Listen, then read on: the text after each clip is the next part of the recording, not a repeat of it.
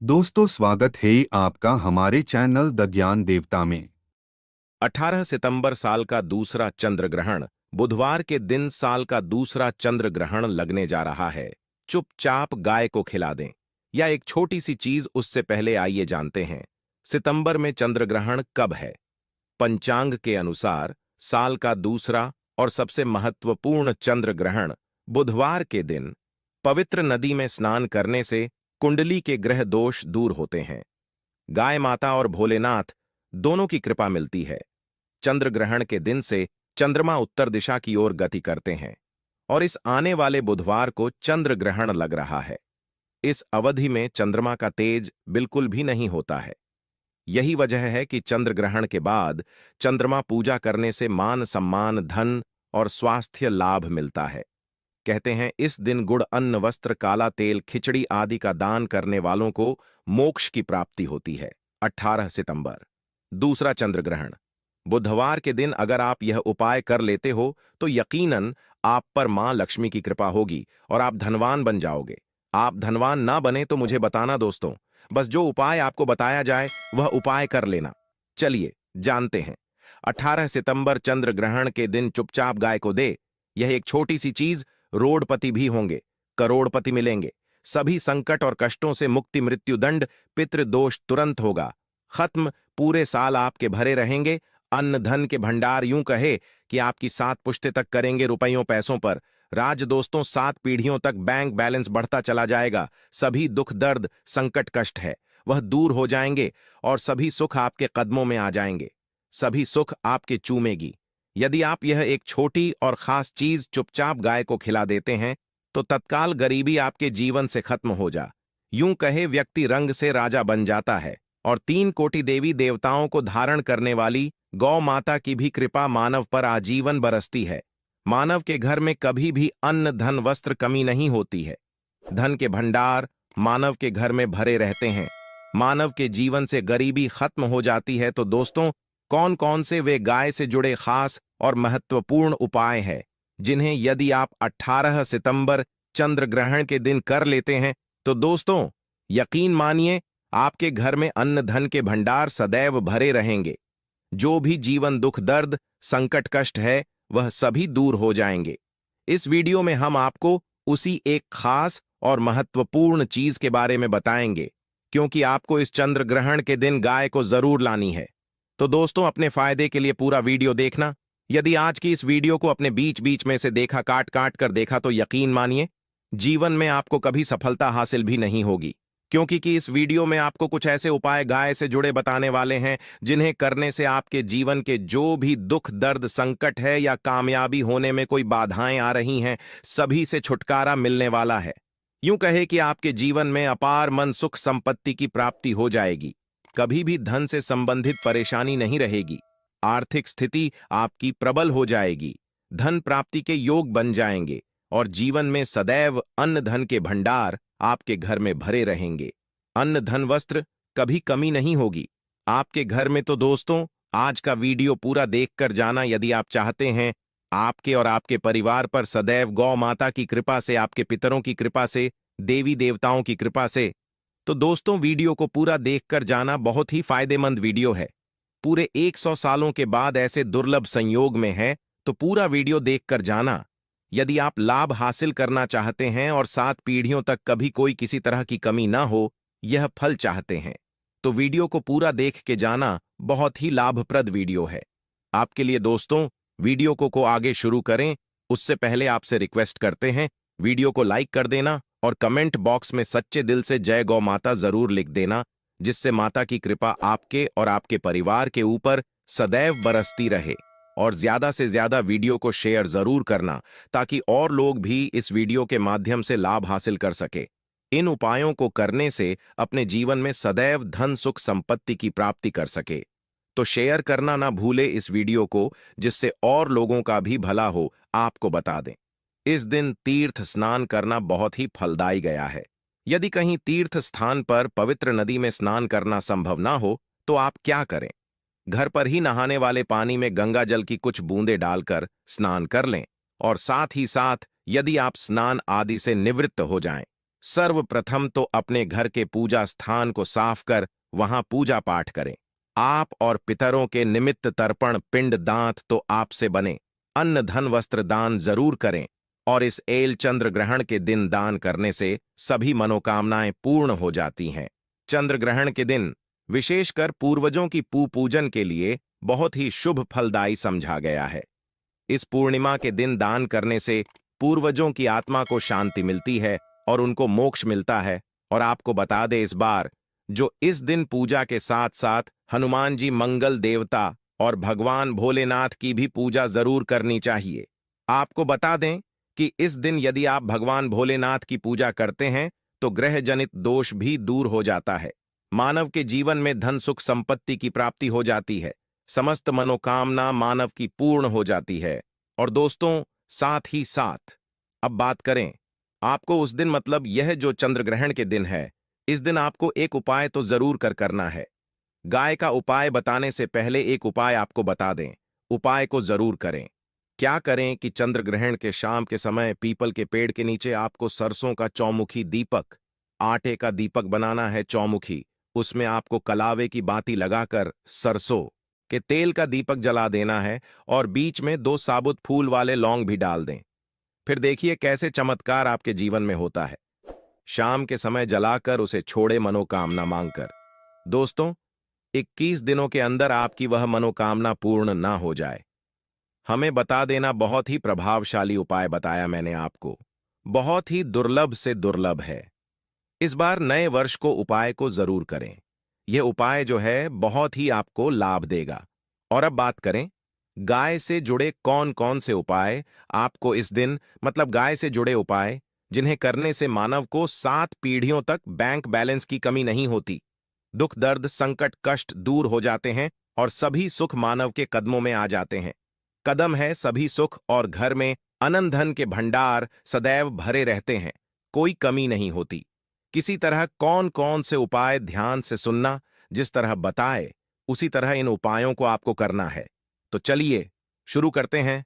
कौन कौन से गाय से जुड़े उपाय हैं, प्रभावशाली चमत्कारिक उपाय है जो कि आपकी किस्मत को चमक देंगे। इस पूर्णिमा से आपको लाभ शुरू करते हैं।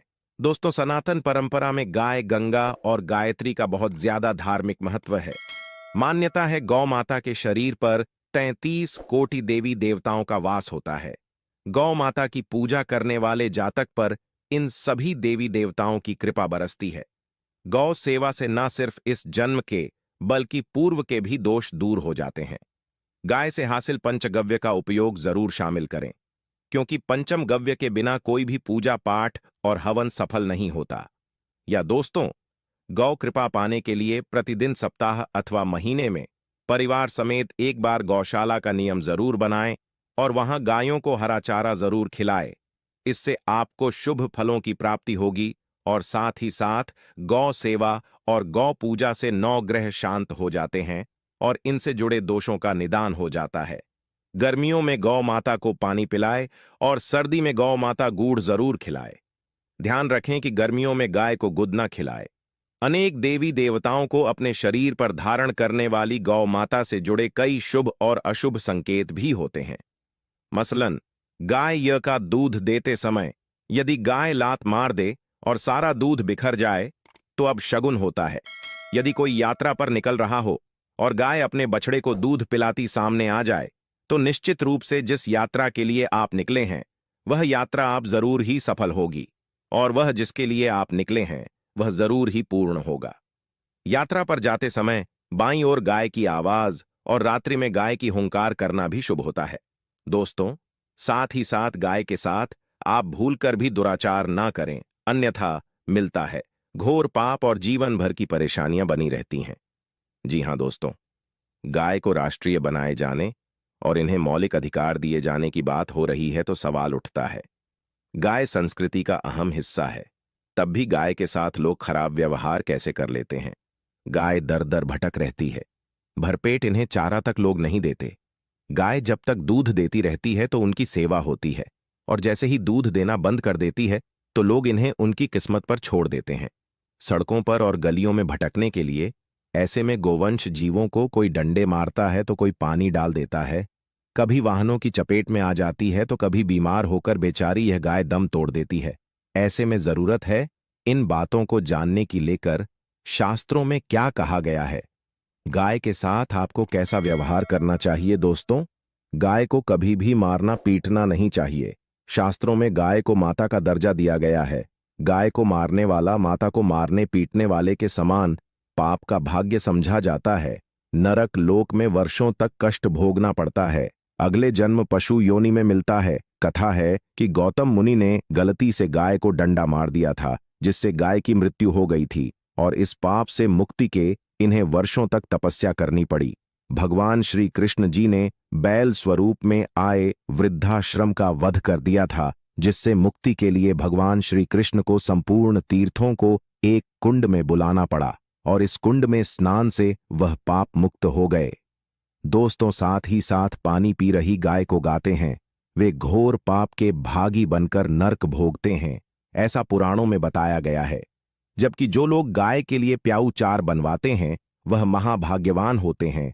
ऐसे लोग घोर पाप से मुक्त होकर स्वर्ग पा जाते हैं और बड़े ही धनवान कुल में जन्म लेकर सुख भोगते हैं। और साथ ही साथ आराम कर रही गाय को कष्ट देकर कभी भी उठाना नहीं चाहिए।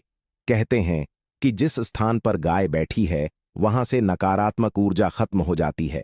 गाय के बैठने की जगह को जो लोग नियमित साफ रखते हैं वह जन्म में किए गए जाने अनजाने में पापों मुक्ति हो जाती है और गोलोक में स्थान पाते हैं। गाय को डंडा मारकर उठाना, पानी डालकर उठाने से मनुष्य पाप का भागी बनता है और अगले जन्म में उसे दर्द भटकना पड़ता है। और साथ ही साथ शास्त्रों में बताया गया है कि गाय का दूध उसके बछड़े के लिए होता है। गाय के बछड़े से बच हुआ दूध मनुष्य को लेना चाहिए, परंतु कुछ लोग एक बार गाय को दूध लेने बाद फिर से बछड़े के लिए बचा हुआ दूध भी धो लेते। ऐसा करना घर पाप कहा जाता है। ऐसे दूध को धोने वाला और ग्रहण करने वाला दोनों ही पाप के भागी बन जाते हैं। दोस्तों, साथ ही साथ शास्त्रों में कहा गया है कि गोवंश मतलब गाय और बैल के पीठ पर नहीं बैठना चाहिए। इनकी पीठ पर बैठने से महापाप लगता है। ऐसे लोगों को नर्क की यातना भोगनी पड़ती है। एकमात्र देह के अंश के उत्पन्न नंदी ही गोवंश है, जिस पर स्वयं महादेव और महादेवी करती हैं, क्योंकि नंदी ने स्वयं अपनी इच्छा से महादेवी की सवारी बनना स्वीकार किया था। और साथ ही साथ शास्त्रों में गाय के दान को बहुत ही महत्व दिया गया है, परंतु ऐसी गाय का दान कभी नहीं करना चाहिए जो बूढ़े और बीमार हो। कठोपनिषद में नटके की कथा भी इस संदर्भ में है कि जिस नटके ने पिता द्वारा बूढ़ी गाय को दान करने पर आपत्ति जताई थी, दूध देने वाली और बछड़े सहित जो लोग गाय दान करते हैं वह महान पुण्य को हासिल करके स्वर्ग में स्थान पाते हैं। दोस्तों, साथ ही साथ सूर्य चंद्र मंगल शुक्र की युक्ति राहु से हो तो पितृदोष होता है।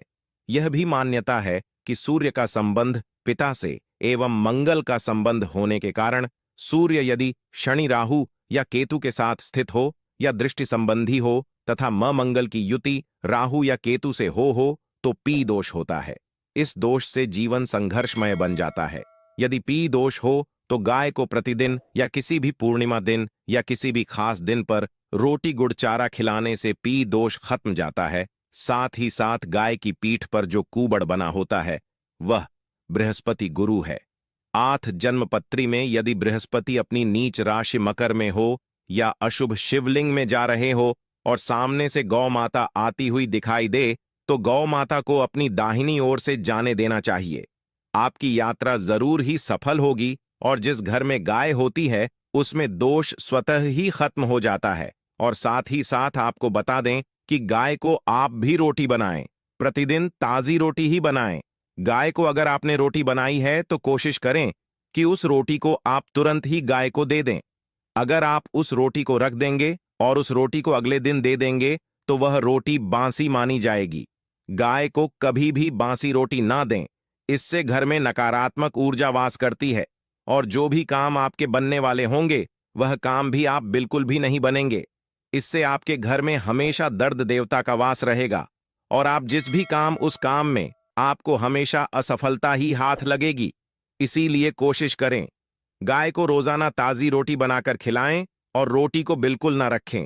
बासी रोटी गाय को ना दें और साथ ही साथ सड़ी गली चीजें गाय को नहीं खिलानी चाहिए। घर में कोई फल है, कोई सब्जी है, सड़ जाए तो लोग क्या करते हैं? गाय को देते हैं। नहीं ऐसा चाहिए। ऐसा करने से यदि आप गाय को खिलाते हैं तो और आप पाप के भागी बन जाते हैं। आप बिल्कुल सड़ी गली चीजें गाय को ना खिलाएं और साथ ही साथ इस खास पूर्णिमा पर आटे की 5 लोहे बनाकर उनके ऊपर हल्दी लगाएं। इसके बाद को खिलाएं। हर एक लोहे को खिलाते समय गाय के सींग पर आप हाथ फेर, पीठ पर हाथ फेरें, मस्तक पर हाथ फेरें, माता गाय के अब चरणों का स्पर्श करें। दोस्तों, ऐसा करने से आपके समस्त काम बनने लगेंगे। जो दुख का समय चल रहा भी खत्म होगा। आपके जीवन में खुशियां ही खुशियां होंगी। और एक बार पूर्णिमा पर आप 11 बार गाय की परिक्रमा भी कर लें तो आपके समस्त काम होंगे। और पूर्णिमा पर साथ ही साथ आप गाय को जब भी रोटी दे, रोटी पर या तो आप थोड़ी हल्दी लगा लें या थोड़ा गुड़ रख लें। अगर गुड़ ना हो तो आप थोड़ा घी रख सकते हैं। दोस्तों, गाय को कभी भी सूखी रोटी ना खिलाएं। सूखी का मतलब गाय को रोटी खिलाएं, उस पर कुछ ना कुछ रखकर खिलाएं। हल्दी ले, गुड़ रख ले, मिश्र घी या जो भी रख ले, मतलब खाली नहीं खिलाएं।